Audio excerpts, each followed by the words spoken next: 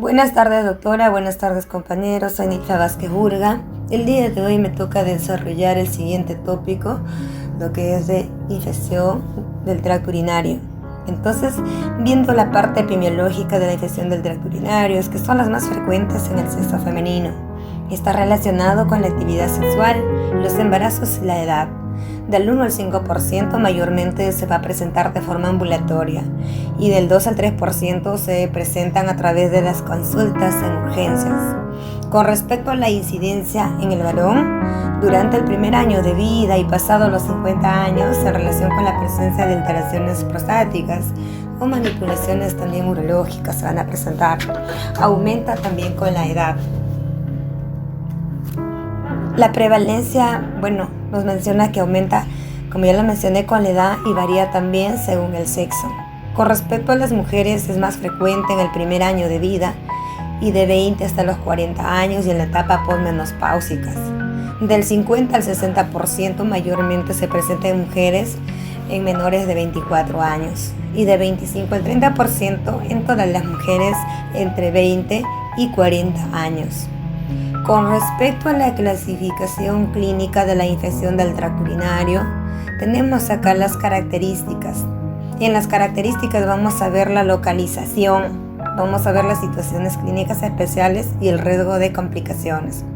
Con respecto a la localización, se va a presentar una hito baja, que esto se estaría presentando como cistitis, bacteriuria, uretritis, o epididimitis también y prostatitis, ¿no? Eso corresponde a lo que es al hito de infecciones de vías bajas.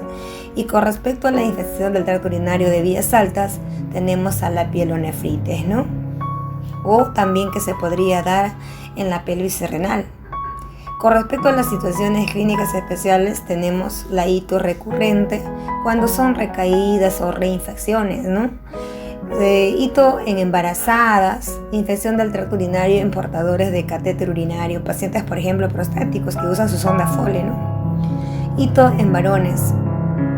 Con respecto al riesgo de complicaciones tenemos hito no complicada e hito complicada.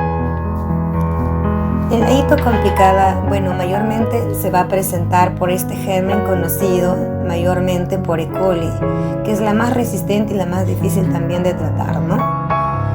También podría presentarse por anomalía anatómica o estructural como son la uropatía obstructiva o por vaciamiento vesical incompleto o reflujo vesículo-uretral. O también se puede dar por instrumentalización urológica reciente, ¿no? Por ejemplo, en pacientes que han sido operados. Esto se podría dar en menos de un mes, digamos por el material no estéril de repente, ¿no? O porque algo falló en la operación, ¿no? También se puede dar en anomalías en funciones o metabólicas, ¿no? En insuficiencia renal crónica, por ejemplo, ¿no? Los pacientes inmunosuprimidos, pacientes con diabetes mellitus, pacientes gestantes, ¿no? Pacientes inmunosuprimidos graves o pacientes trasplantados también de trasplante renal. En edad infantil o mayores de 65 años también en varones. En hospitalizaciones recientes o en infecciones adquiridas también que se dan en el propio nosocomio, ¿no? Patógenos inusuales o multiresistentes como Pseudomonas aeruginosa, micoplasmas o por hongos o por propios, ¿no? O también otra de las complicaciones podrían ser por la actividad sexual, ¿no? Mayormente por la utilización, por ejemplo, de diafragma o por por espermicisidad o por el coito anal, ¿no? Que estas podrían llevar realmente a una infección del tracto urinario, de las vías ya sea bajas o de las vías urinarias altas, ¿no? Con respecto al diagnóstico tenemos el urocultivo, los puntos de corte con flora monomicrobiana, ¿no? Por ejemplo, 10 a la quinta unidad de formadora de colonia por mililitro se podrían dar bacteriuria asintomática. 10 a la cuarta unidad de formadoras de colonia por mililitro se podrían estar dando en la pielonefritis aguda en hombres, ¿no? Y 10 a la tercia unidad de formadoras de colonias por mililitro también que se podrían dar en cistitis aguda no complicada, ¿no? Con respecto a la etiología, La bacteria más, digamos, la más conocida en las vías urinarias, o la más patógena, o la que más se da en vías urinarias, tenemos a la E. coli, ¿no? Y la E. coli más o menos se está presentando en un 92%, mayormente se presentan en las cistitis, ¿no? En las cistitis no complicadas. También tenemos, por ejemplo, en la ITU complicada, Klebsiella, ¿no? Klebsiella más o menos 15%. Y también tenemos a Proteo, ¿no? O Morganella, que se podría estar presentando en una hito con respecto por sondaje, 22%. Y también tenemos la polimicrobiana, que se puede estar dando en la hito complicada y en la hito por sondaje, ¿no? De un 20 a 39%. Con respecto a los predictores clínicos de la infección urinaria, tenemos pues los síntomas, ¿no? Que podrían presentar el cuadro clínico en la ITU.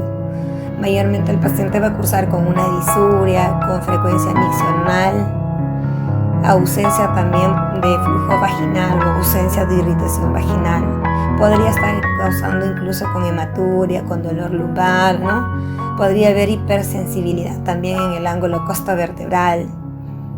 O también podría presentarse ausencia de disuria, ¿no? Secreción o flujo vaginal en algunos casos, en algunos pacientes, ¿no? O irritación vaginal, ¿no? Estar cursando. Con respecto al diagnóstico de la cistitis aguda no complicada, tenemos mayormente se va a presentar por sospecha clínica de un 80-90%. Entonces para ello se pide pues un sedimento urinario, urocultivo en medio de aerobio. Esto permite mejorar los resultados en combinación, ¿no? con el test rápido o la tira reactiva. El diagnóstico de hito no complicada, tenemos acá la interpretación de la tira reactiva, que podría presentarse una disuria, nitrito, dice una cruz, leucocitos y estereasas también positivas, ¿no? Combinación de criterios en urocultivo positivo. En el primer criterio tenemos un 43,2%, como segundo criterio tenemos 68,8% y como tercer criterio 89,1%. ¿Cuándo realizar un urocultivo en hito pre y post tratamiento? Cuando el síntoma, por ejemplo, de la hito y la tira reactiva en orina es negativa, ¿no? Cuando hay fracaso terapéutico o en bacteriuria también asintomática, en hito sintomática en pacientes con sonda vesical, en hito recurrente, hito en embarazadas, hito en varones, ¿no? Hito en el lactante, por ejemplo, en neonato, o en varones y niños, en los factores de riesgo para hito complicada, en sospecha de pielonefritis, o en prostatitis, o en orquiepididimitis, en sospecha de sepsis urinaria, o en los antecedentes también de hospitalización recientemente o en instrumentalización, digamos, menor a un mes, ¿no? Que el paciente haya sido posoperado. Con respecto a las normas para el tratamiento empírico, bueno, diferenciar la hito no complicada versus de una hito complicada. El tratamiento mayormente hasta realizar los exámenes se realiza pues de forma empírica. Cubrir gérmenes más habituales como E. coli, ¿no? La preferencia por los esquemas cortos. El objetivo del tratamiento es tratar la hito y evitar las recurrencias, ¿no? Tener en cuenta el mapa de la resistencia de la zona, no usar farmacias si la resistencia local supera el 20%. De preferencia utilizar las fluoroquinolonas, ¿no? Y las cefalosporinas de tercera generación. Si hay resistencias de hitos en E. coli, por ejemplo, usar las quinolonas y los beta-lactámicos, ¿no? Y en todas las enterobacterias gram negativas, utilizar beta-lactamasa de espectro extendido. Con respecto a la duración del tratamiento en hito, tenemos de acuerdo a la situación clínica y la duración. En la situación clínica tenemos mujer joven con cistitis aguda no complicada y bacteriuria asintomática embarazada. Se podría utilizar acá la duración del esquema en monodosis con un régimen corto de 3 a 5 días. Con respecto a una cistitis recurrente, a una cistitis aguda en varón, a una hito sintomática por sondaje, En otras citos también complicadas o en una pielonefritis aguda no complicada se puede utilizar un régimen largo, más o menos de 7 a 10 días, ¿no? El tratamiento. Y con respecto a una pielonefritis aguda complicada, el tratamiento sí acabaría, es de 14 días aproximadamente. En una prostatitis aguda también el tratamiento es largo, aproximadamente de 28 días. Eso sería con respecto a lo que es al ladito. Entonces, con respecto al tratamiento, ¿no? Al diagnóstico.